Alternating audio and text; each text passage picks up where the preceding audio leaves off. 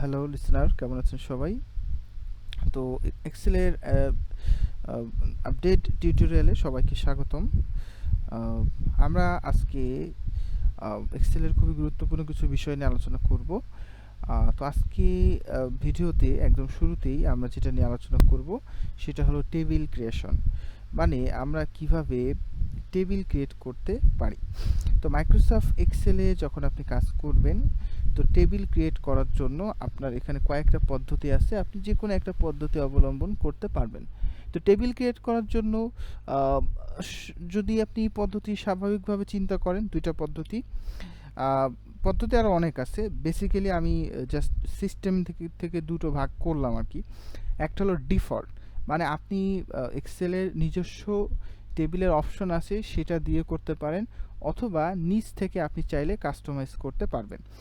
তো দুটো পদ্ধতি আমি আপনাদের দেখাই যে কিভাবে আমরা এক্সেলে টেবিল ক্রিয়েট করতে পারি। তো টেবিল ক্রিয়েট করার আগে আপনাদের অনেকের কোয়েশ্চেন হতে পারে যে টেবিলটা কি এবং কেন, এটা একটা কোয়েশ্চেন হতে পারে। তো দেখেন, মাইক্রোসফট এক্সেলে আমরা যে কাজগুলো করি, মাইক্রোসফট এক্সেল হলো ডেটা প্রসেসিংয়ের একটা সফটওয়্যার, যেখানে অনেক ডেটা থাকবে, অনেক ডেটা নিয়ে আমরা কাজ করব। আর ডেটা যেহেতু অনেকগুলো ভিত্তির উপর থাকতে পারে, যেমন একজন মানুষ, সেই মানুষের অনেক তথ্য থাকতে পারে, যেমন তার নাম একটা তথ্য, তার ফোন নাম্বার একটা তথ্য, ইমেল একটা তথ্য। তো দেখেন, একটা মানুষের অনেক তথ্য থাকতে পারে। তো একটা মানুষের জন্য আমরা এক্সেলকে ধরে নিতে পারি একটা রোতে আমরা তার তথ্যগুলো রাখবো।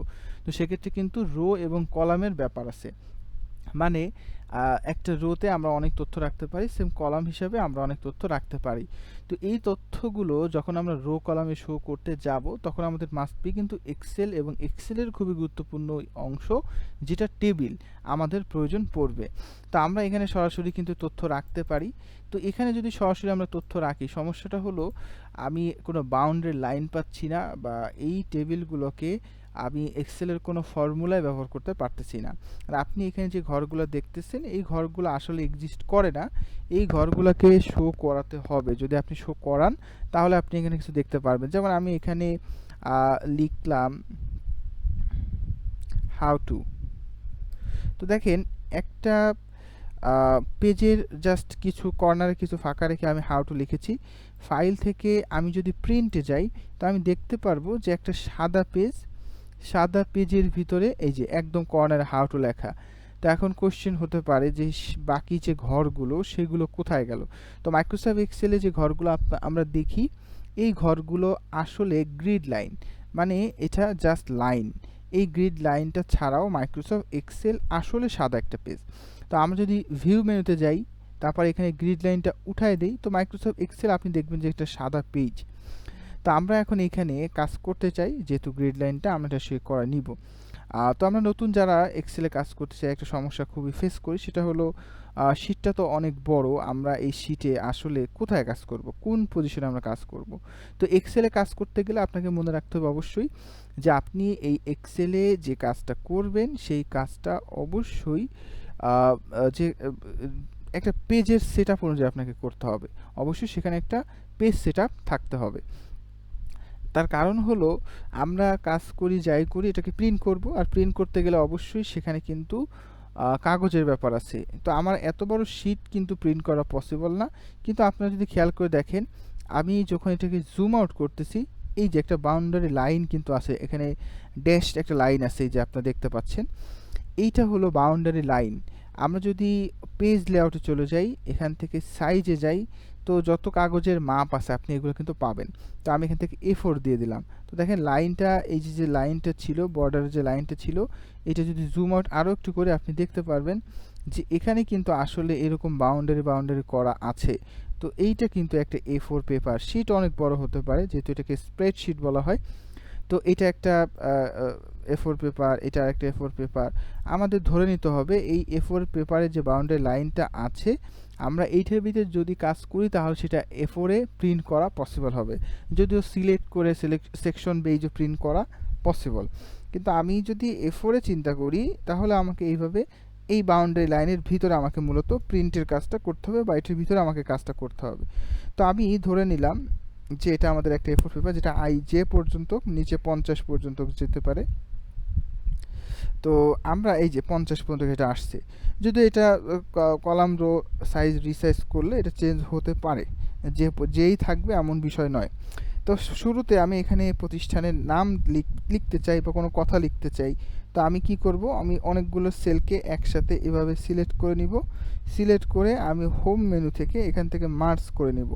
মার্জ অ্যান্ড সেন্টার, মার্জ হবে, অ্যালাইনমেন্ট সেন্টার হবে। আমি মার্জ অ্যান্ড সেন্টার করতে পারি, মার্জ সেল শুধু মার্জ করতে পারি উইদাউট অ্যালাইনমেন্ট।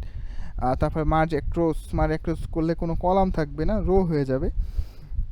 তো আমি এখানে মার্জ অ্যান্ড সেন্টারে ক্লিক করলাম, সবটা মিলে বড় একটা সেল হয়ে গেছে। আরও বড় করতে চাইলে 2 এবং 3-এর মাঝামাঝি ক্লিক করে আমরা এটাকে হাইটটাকে বাড়িয়ে নিতে পারবো। তো আমি এখানে লিখে দিলাম সাপোজ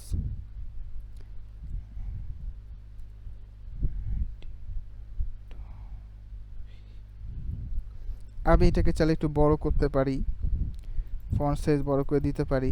তো মাইক্রোসফট এক্সেলে পরের লাইনে যাওয়ার জন্য আমরা মাইক্রোসফট ওয়ার্ডে ন্যাচারালি ইন্টার প্রেস করি, কিন্তু মাইক্রোসফট এক্সেল যেহেতু পরের লাইনে যাওয়ার জন্য আপনাকে প্রেস করতে হবে অল্টার প্লাস ইন্টার, তাহলে আপনি এটার পরের লাইনে আসতে পারবেন, যে দ্যাটস মিন লাইন ব্রেক বা টেক্সট র্যাপিং বলতে পারি, টেক্সট র্যাপিং ব্রেকও বলতে পারি।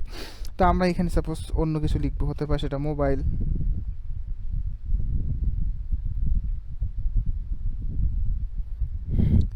এবং আমি এটার ফন্ট সাইজটাকে একটু ছোট করে দিই। এবার যদি দেখেন আমি 1 আর 2 এর ভিতর ছিলাম, কিন্তু দেখেন 3 এবং 4-এও কিন্তু এই লেখাটা চলে আসছে। তো এইটা মূলত হচ্ছে জাস্ট দেখাচ্ছে, যদি বাইরে আপনি ক্লিক করেন এটা অটোমেটিক্যালি কিন্তু অ্যাডজাস্ট হয়ে যাবে, যেমন এটা অটোমেটিক্যালি অ্যাডজাস্ট হয়ে গেছে। এবার আমরা ফাইল থেকে একটু প্রিন্ট প্রিভিউ দেখি, এই যে প্রিন্ট, দেখেন আমরা একটা সাদা পেজের মাঝখানে শুধুমাত্র কথাটা লিখেছি। তো আমরা এখন এখানে টেবিল ডিজাইন করতে চাচ্ছি, এখানে ঘরগুলোকে শো করাতে চাচ্ছি। তো আমরা যদি চাই, ডিফল্ট পদ্ধতি আছে, আপনি যতগুলো সেল সিলেক্ট করবেন লম্বাভাবে এটাকে আমরা কলাম বলি, আর আলাদাভাবে এটাকে রো বলি। তো আমরা এভাবে সিলেক্ট করে নিব। সিলেক্ট করে নিয়ে আপনি চলে যেতে পারেন হোম মেনুর একদম ডান সাইডে মেনু, ফরম্যাট অ্যাজ টেবিল, এবং এখানে অনেক টেবিলের ডিজাইন আছে, আপনি যেটা খুশি সেটা অ্যাপ্লাই করতে পারেন। যদিও সব ডিজাইন কলাম রো নাই, যেমন এইগুলো মার্জ অ্যাক্রসের মতো করে শুধুমাত্র রো আছে, কলাম কিন্তু নাই, একটাই কলাম। তো এখানে কিন্তু এটা আবার কলাম আছে, রো আছে। তো আপনারা যে ডিজাইনটা আপনাদের জন্য সুইটেবল হবে সেটাই চয়েস করবেন। সাপোজ আমি এখান থেকে এই ডিজাইনটা চয়েস করলাম, আমাকে এখানে লক করতে বলতেছে, করে নিলাম। এবার আমি এখানে ওকে প্রেস করব। তো দেখেন এটা কিন্তু অলরেডি সুন্দর করে একটা টেবিল তৈরি হয়ে গেছে। তাহলে আমরা ভেরি সিম্পলি সহজে কিন্তু আমরা একটা টেবিল তৈরি করে নিলাম। বাট আমরা যদি চাই আরও কোনো পদ্ধতি অবলম্বন করতে পারি, এটা কিন্তু ডিফল্ট পদ্ধতি, আমরা সরাসরি ডিফল্ট পদ্ধতিতে টেবিল ক্রিয়েট করে নিলাম, যেখানে অলরেডি একটা বাটন বসছে প্রত্যেকটা হেডারে প্রত্যেকটা রয়েছে সেলে, এখানে একটা পয়েন্ট বসছে যেটাকে আমরা ফিল্টার বলে থাকি। তো এইটা একটা পদ্ধতি। এটার আরও পদ্ধতি আছে, আমি কন্ট্রোল জেড প্রেস করে এটাকে আবার স্বাভাবিক করে নিলাম।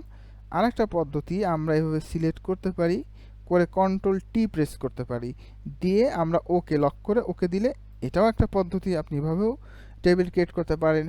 তবে আমরা যদি নিজস্বভাবে টেবিল ক্রিয়েট করতে চাই, এটা সবথেকে ভালো, নতুন যারা শুরু করতেছেন তাদের জন্য ফরম্যাটেড টেবিল থেকে আমার ব্যক্তিগত সাজেশন যে আপনি আরেকটা পদ্ধতি দিতে পারেন, তাহলে আপনারা ফর্মুলাগুলোকে সুন্দরভাবে শিখতে পারবেন।